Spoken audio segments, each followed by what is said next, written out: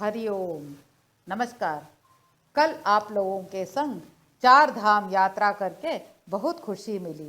चार धाम का एक और वैशिष्ट्य है, वो चार धाम चारों युगों में बने गए हुए हैं। सतयुग में बद्रीनाथ, त्रेता युग में रामेश्वरम, द्वापर युग में द्वारका और कलयुग में पुरी। इसी विशेष अनुभवों के साथ आगे बढ़ के तीसरे अंक में, इस अंक में विष्णु भगवान के दशावतार का आस्वाद लेंगे। चलिए आप और मैं नारायण स्मरण में मग्न हो जाए।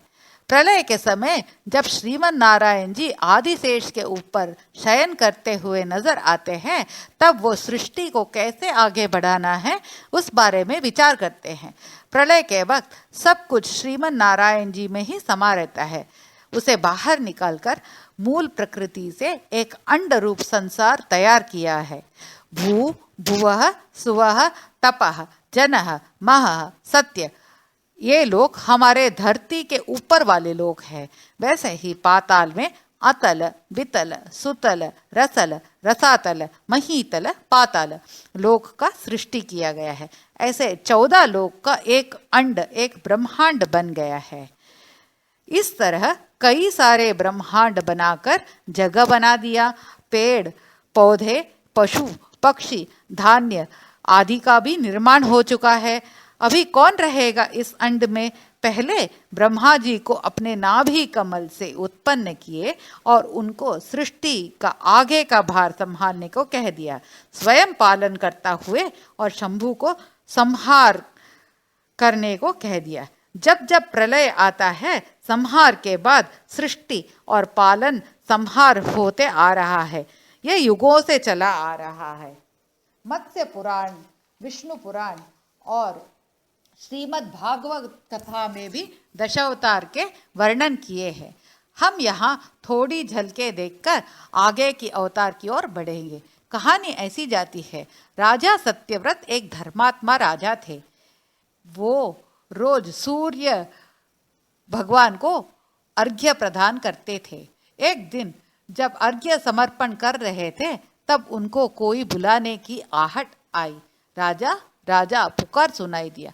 राजा चारों ओर देखकर उन्हें कोई दिखाई नहीं दिया। फिर अपने हथेली की ओर छोटी सी मछली पाई और फिर वो कह पड़ी, राजन, मैं एक छोटी मत्स्य हूँ।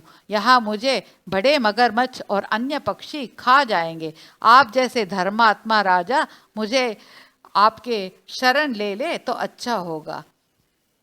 आपके राजमहल में मेरे लिए जगह होगी? ऐसा प्रश्न पूछने पर राजा हंस पड़े और थोड़ा अहंकार संग, तुम जैसे छोटे मत्स्य के लिए मेरे राजमहल पर्याप्त है, कहकर वो अपने हथेली में मत्स्य को लिए राजमहल की ओर चल पड़े। राजमहल में पहले मत्स्य को स्वर्ण पात्र में रखा गया।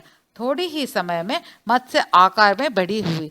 उसे दूसरे भगोने में डाला गया, फिर तीसरे भगोने में डाला गया। ऐसे डालते डालते मत्स्य बड़ी होती गई। जैसे जैसे पात्र बदलने लगा, वैसे वैसे मत्स्य का आकार भी बदलने लगा। राजन और उनके प्रजा आश्चर्यचकित रह गए। फिर राजा उसे लेकर एक कुएं में डाला, वहां पे भी वो बढ़ गई। कुएं से लेकर एक तालाब में डाला, तालाब में भी बढ़ गई। तालाब में लेकर वो नदी में उसको डाला। वो आश्चर्यचकित होने पर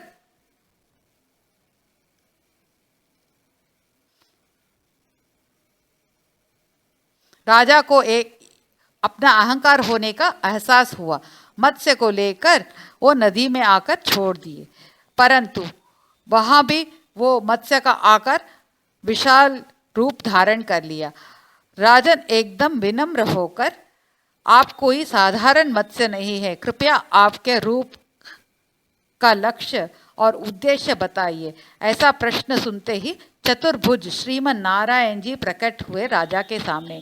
श्री हरि जी को नमन समर्पण कर श्री हरि कहने लगे, आज से 7वें दिन प्रलय आएगा। तब एक बड़ी नाव तुम्हारे पास आएगी। उस नाव में वेद शास्त्रों, ऋषि मुनि, औषधों, वनस्पति इत्यादि और ज़रूरी सामग्री लेकर तुमको मैं इस अवतार में दृष्टि दूंगा और वासुकी को इस नाव के एक नोक में बांधकर नैया पार करने में मेरा नाक का एक सिरा बांध देना। मैं इस नौका को नैया पार कर दूंगा। इतना कहकर वो अदृश्य हो गया। तो ये था हमारा मत्स्य अवतार। अगले अवतार है कूर्म अवतार। धन्यवाद और नमस्कार।